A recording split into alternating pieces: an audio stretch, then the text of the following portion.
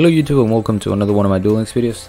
Today I have for you a Cyber Archfiend deck. This is the new card from the PvP rank rewards, and you can use your SR tickets to get it. It's a pretty cool card. At the beginning of your draw phase, if you have no cards in your hand, draw one more card in addition to your normal draw. That is a really good effect. Anything that can give you card advantage, it's worth messing around with. However, during your end phase, if you have one or more cards in your hand, destroy this card, which means you need to play, pretty much handless whenever you're using this deck. So that's why we went with Snipe Hunter, so that we can get rid of any cards in our hand that we need to keep our Cyber Archfiend alive. And at the same time, every turn we get 2 cards to use Snipe Hunter's effect with. So that's pretty cool. It helps mitigate the cost for Snipe Hunter in that sense, since you do have a chance of missing, and if you're me, you're gonna miss a lot of times. So the basic idea is using Ties of the Brethren. I have done Sniper Hunter with Card Guard, Ties of the Brethren deck, but that was just a simple beatdown deck. I was using Darkest Night. We're not using Darkest Night this time because losing the defense over Cyber Archfiend is counterproductive. You want to keep him on the field. Instead we're going to use Restart, which helps the deck with its consistency. The monster lineup: 3 Snipe Hunter, 3 Card Guards, 2 Cyber Archfiend, and 1 Archfiend Soldier. Now the reason why I have 1 Archfiend Soldier and not a 3rd Cyber Archfiend is because if for some reason I can't get my hand free, I can't set all the cards on the field, I don't want to go into Cyber Archfiend because he's just going to get destroyed during the end phase. So in that scenario, we'll use Archfiend Soldier. And basically the scenario is, if you're going first and you have your monster, you have Ties of the Brethren, but you have a monster left in hand, and obviously you can't use Snipe Hunter's effect because you'd be destroying one of your cards. So in that scenario, we want to get Archfiend Soldier. That's why he's here. I do have 3 of them, but I ran in that problem early testing. 1 Forbidden Chalice is a spicy tech. We have 2 Super Rush, 2 enemy controllers, 2 floodgates, and 3 wall disruptions. All the back row, as you can see, is in order to protect or Snipe Hunter, because what you don't have a lot of attack in the deck. Your highest attack monster is Archfiend Soldier 1900 and Card Guard at 1600.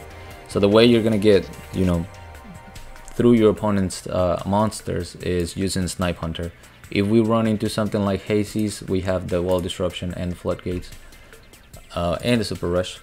But yeah, the deck worked fairly well. I used this deck during the stream. If you guys catch the stream, if you guys want to see some live duels, you can definitely check that out. The extra deck is just a bluff.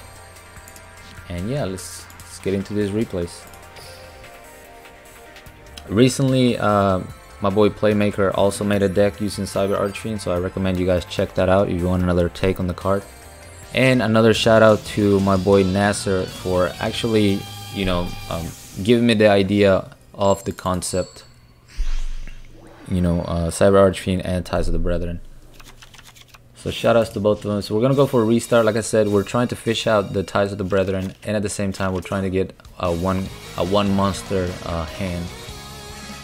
Here we pick up Snipe Hunter. We don't have the Ties of the Brethren, unfortunately, but we still have the back row. We're gonna see Raven get a Gyoku, so we're gonna set triple back row. Gyoku is going to target or Forbidden Chalice. That's fine. He goes for Mighty as Fire, and has a Horus. So I'm gonna use my Super Rush. I pick up an enemy controller, so I'm just poking him for 1500 until until I draw another monster. We're gonna see the Mirror Wall keep him alive. This duel went for very long. Shaolin the Prophet is gonna target my wall disruption. Luckily I have the enemy controller, so I can protect my Snipe Hunter. I go ahead and use the effect on the Shaolin, and the reason why I wanted to use Snipe Hunter's effect instead of just attacking a 0 attack monster is because if I summon another monster and one of those is wall disruption, I can't do damage. If I use Snipe Hunter's effect and one of those is wall disruption, I still have a 700 attack monster, and that's, you know, that's more than enough to finish the game. But of course my snipe hunter betrays me the first time, so I'm forced to use my second snipe hunter, and he's got Curse of Anubis. Sets another card. Luckily for me, he was not drawing into a lot of monsters, he was drawing more into his back row, and I was having the same problem. We're gonna see another Horus level 4, so I'm gonna floodgate that right away. Get another Wall of D, no monsters to finish him off though. Sets one more card, and then I try to go for this Knight. One more Betray, because why not? And we're gonna see another Fire Fist Raven, which is gonna pin down one of our Wall of Disruptions. So that worried me a little bit. However, he does not draw monsters, so he just surrenders. Pretty long duel. We have Tag Gardener next.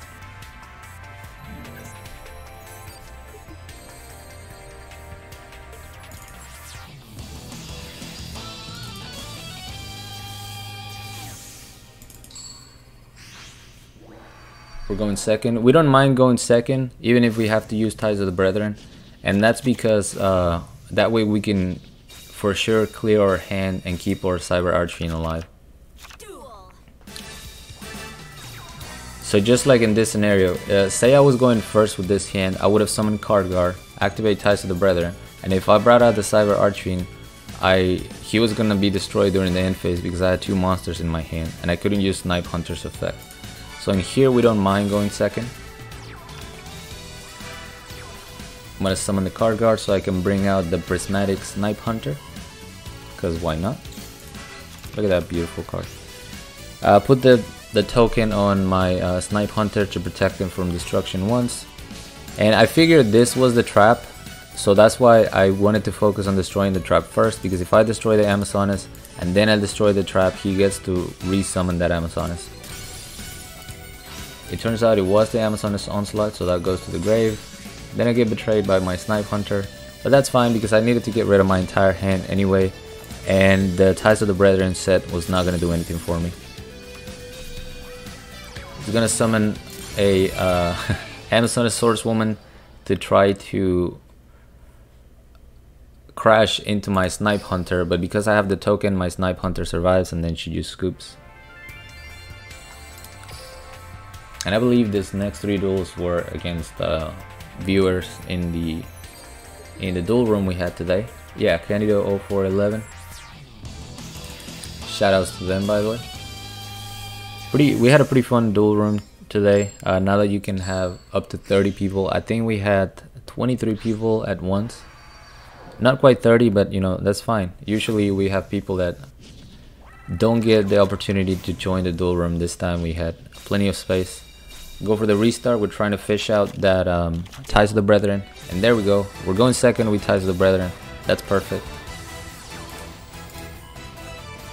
Summon one Card Guard, summon the Cyber Archfiend, and this was perfect because he had the field spell as well. So I'm gonna be able to get rid of both monsters. We're gonna do the little trick again, putting the token on the Snipe Hunter to protect him. Go for the face down. Get it out of here. Bacon Saber though, and then I get betrayed on the second one. Very unfortunate. So he's gonna keep his field spell, and that Bacon Saber, it's gonna be troublesome in the graveyard.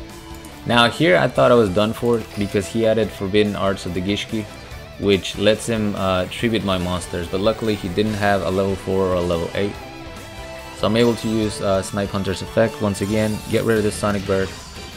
I knew he was going to survive because of the Bacon Saber, but with one Floodgate and a Super Rush, I felt pretty safe. Gishki Aqua Mirror. He's going to Ritual Summon Evigishki Tetoger with Benton, putting him at 3800 attack. But thanks to my Floodgate, I don't have to worry about that. I draw two cards because of Cyber Archfiend, so I get two chances to blow him up. Boom. Nice and easy.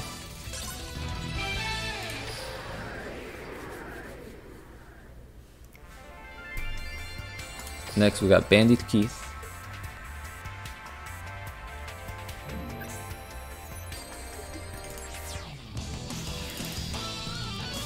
What was his name? McNuggets? Shoutouts to you, my boy.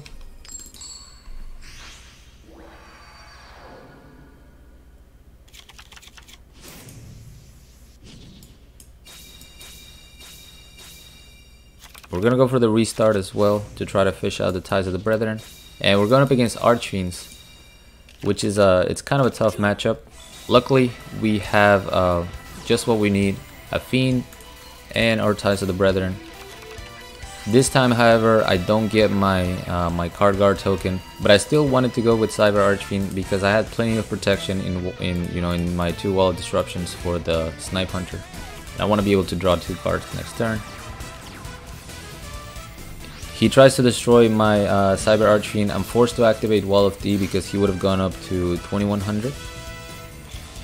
I draw 2 cards, so I start sniping the back row away. But then I get betrayed. And I decide to save my Floodgate. I didn't want to target a back row that was chainable and not get value out of my Snipe Hunter. So instead I just set the Floodgate, which was more valuable in that particular event. I let him get rid of my Snipe Hunter because I know his Archfiend is going away. However, he's able to bring it back with his cavalry, and then I Floodgate the main, the main Archfiend. I get to draw 2 cards, one of them being Snipe Hunter, super clutch. And this time I don't get betrayed by the effect. Roll a 5, get him out of here. Even if you had card the Archfiend, he didn't have a Fiend in hand, and if he had the other card, he didn't have enough life points to pay, so pretty lucky there that I get the W.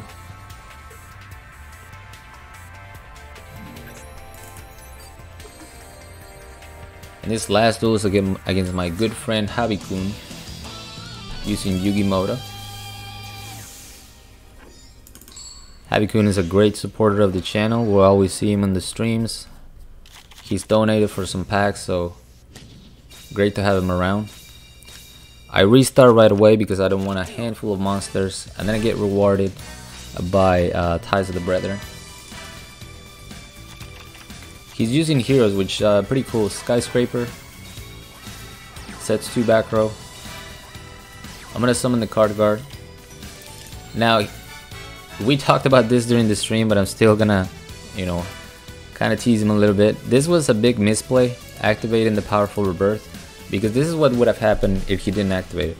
I would have summoned my Snipe Hunter, used the effect to target either one of those back row. I was not going to prioritize the Skyscraper, but because he did powerful rebirth, and Elemental Hero Captain Gold needs to have Skyscraper activated, that made my decision a lot easier. I get to save a resource by not targeting the face down, and this way I get a 2-for-1. I use my Snipe Hunter's effect to destroy the Skyscraper, and his monster dies as well. We're gonna put the token on the Snipe Hunter, and I decided to leave that back row. I didn't want to waste my Super Rush or my enemy controller. However, he brings out Mass Hero Vapor, which I can destroy using Snipe Hunter's effect or with Super Rush. So luckily I have the enemy controller. We get to draw 2. We snipe away the back row. The first one is a betray, that's why you want that second draw with Cyber Archfiend. Super clutch. And turns out we needed it because this is defense draw, so he would have been able to stop the attack. I go for the Econ Cheese and hit him with his own monster for exact lethal. I love you, Habikun, but I had to show you, man. I had to Econ Cheese you for the win. And yeah, that's it for the deck. I think Archfiend, Cyber Archfiend is a pretty cool card, but the second effect does limit what you can do with it, especially when we only have 3 back row. So even if you're setting all of your back row, at some point you might run out of space and then he'll die. But still a good card. I think it's worth the SR ticket. But let me know what you guys think in the comments down below. Thank you so much for watching, and as always, like and subscribe if you want. Join my Discord if you haven't. The link will be down in the description, along with my PayPal link if you guys want to support my channel, support my content. I really appreciate that. And till next time.